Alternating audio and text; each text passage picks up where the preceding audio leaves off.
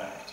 But what he says is Rome was conquered by those she conquered, which is that Rome, which had been one way, actually gets Greeked up from the inside. Does that make sense? So it's like they adopt Greek philosophy, and he's, in some ways, he's saying it like not as a nice thing. He's saying like the Greeks softened us up. We were,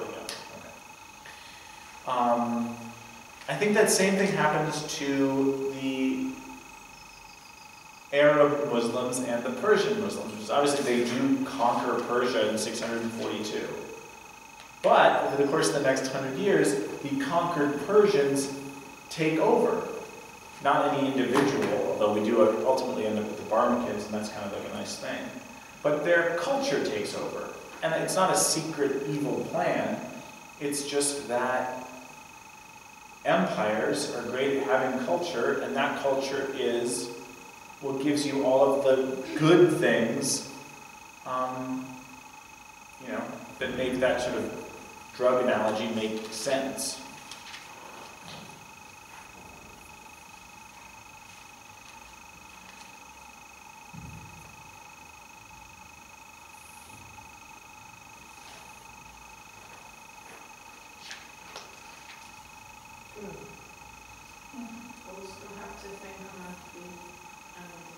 I think we should always think on the test, like, especially think on our feet, and we will be still pressure for a time, like the format remains absolutely the same. Absolutely the same. To me, it doesn't seem like that should be time pressure. To me, that doesn't seem like it's designed not to be. I mean, to write 2 short answer questions and 15 multiple choice questions, that should be very easy to do in 35 minutes. And even more. What? And even more, I think we have 40. Oh, no, I know. You have 45 minutes. I'm just saying a multiple choice question should take you a minute. That's the standard everywhere. All right? And then I really don't think you need more than 10 minutes to write one of those short answer questions. And the problem is you don't need more than 10 minutes. Do you know more than 10 minutes worth of stuff? Yeah, you do. Almost everybody does. They can go on and on and on and on. I mean, okay, occasionally you'll get the person who writes like 3 sentences and is just like, I give up. All right? But if I ask you to explain the Persian influence, right, which we've just been talking about, you can write for more than 10 minutes on that. I'm not asking you to. I'm just asking you to write the important stuff. And so the problem is some people are just like, I don't know what's important, I'll tell you everything. And then they never do any of the analysis. And so that's great. You just told me a bunch of stuff. You get an 8 out of 10.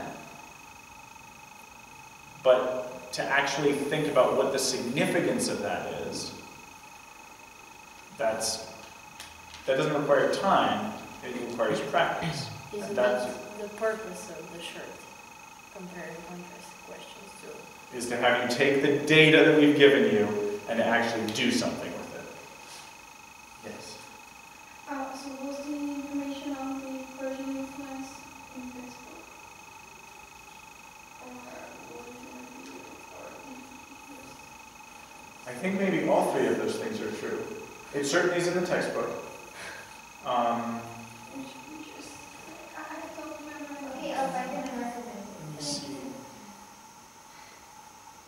Yeah, there's like 2 reading assignments that are like back to back. It's like something like 108 through, anyway. I think the first is But you can literally, to 108 and then 108 to 117. Yeah, 256. Right. But so anyway, I mean, also you have the textbook at home, right? Okay, the textbook is very, very, very, very well indexed. So you look in the back and you look at opposites and it's going to say, well, we're pretty sure it's going to say 108, but like, we could be wrong. And then it's going to walk you through. But also, again, if you don't feel comfortable talking about the Persian influence, you don't have to. Right? I mean, there are 3 choices for explanation and 3 choices for compare and contrast. So you can dodge a whole actually, I think mathematically, you can dodge a whole quarter of the material. Like if you, I mean, we'll nail you on a couple of multiple choice, but like, but no, if you say, I really don't understand any big concepts about Bulgarian history, okay, don't answer those questions, you know, and you'll be fine. So I think that the test is really designed to be more about showing off your skills of analysis than what you seem to be a little bit worried about, which is, do I know the right stuff? When you look at the two questions, and that makes total sense, right? You all want to know all this stuff, I get it. But just the test is specifically designed so that 2/3 of it is really just testing your analytical skills. And you'll be able to choose whatever data set you want to do that.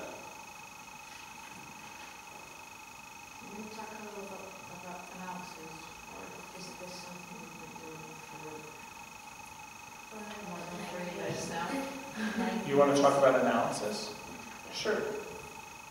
What would you like to talk about analysis? So what we're in very simple terms is take a fact and ask yourselves why this is important, or what impact it has had, or how this has influenced whatever. Is that what the sort of thing we're looking for? Are we looking for connections between two facts, or the themes behind those facts, or What book are you reading in English right now? Okay. I could tell you that story, okay? And that would be pretty impressive, especially if I went on for 2 hours and I went through the whole thing. I'm like, how far are you into it? I don't want to ruin it. You're finished. Great. So if I went through the whole story and we were still sitting here 2 hours later, you'd be like, Jesus, Altman really knows that book. That's great. I get an 8 out of 10. Okay? I haven't given you any analysis. Okay? So the facts are the story, just repeating back the story. Now, why does she call it To Kill a Mockingbird? Right? Well, now all of a sudden that's analysis. Okay? You know, to what degree is Atticus Finch guilty of, has everybody finished it? Yeah, maybe. Yeah. Spoiler alert. Oh, we haven't even To what degree is Atticus Finch, you know, a responsible lawyer? Right? Didn't ruin anything, he's a lawyer, you find out, right? Yeah, we're fine. So in order to answer that question, you have to take those facts and link them to the idea of context. Yeah, then you'd have an argument and you'd be using facts to back up that argument and you'd be analyzing what actually happened. So, you know, I mean, another thing is like a doctor, right, can go through and you can come in and you can say, what's the matter with you? And you say a bunch of symptoms. Then the doctor can say the symptoms back to you. But to actually figure out what's the matter, they have to analyze the situation, right?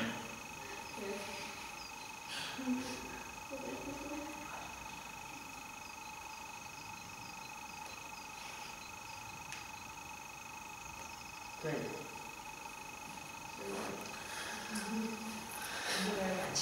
Thank you very much. Thank you.